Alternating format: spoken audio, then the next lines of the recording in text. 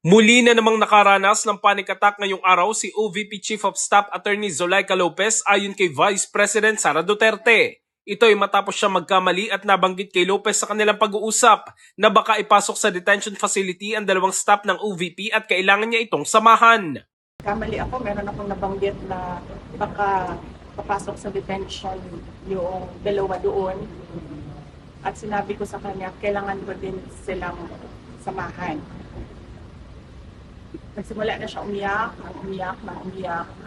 Tapos ayaw na niya, hindi na siya tumitigil sa kakaiyak niya tulad nung nangyari nung nakaraang Friday or Saturday ba yun? Iyak na siya ng iyak, ulit-ulit na yung sinasabi niya, kunin nila ako, papatayin nila ako, kunin nila ako. Dahil dito, tumawag na raw sila ng doktor para mapakalma si Lopez pero medyo natagalan na pag-uusap dahil wala raw itong tiwala sa lahat na lumalapit sa kanya.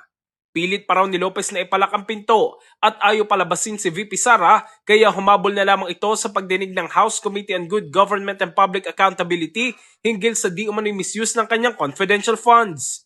Matapos na kumalma ni Lopez, ang tauhan naman ito na si Nicole ang nagka-panic attack. Hindi raw ito makahinga at umiyak na rin na umiyak kaya kinailangan na ulit tumawag ng doktor at nurse.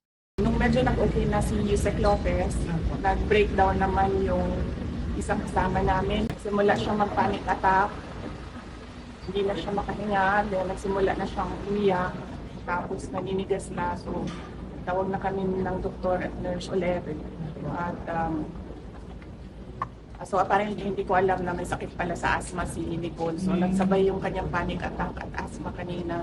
Hindi na umalis sa Veterans Memorial Medical Center si Senator Bato de la Rosa para bantayan ang dalawa.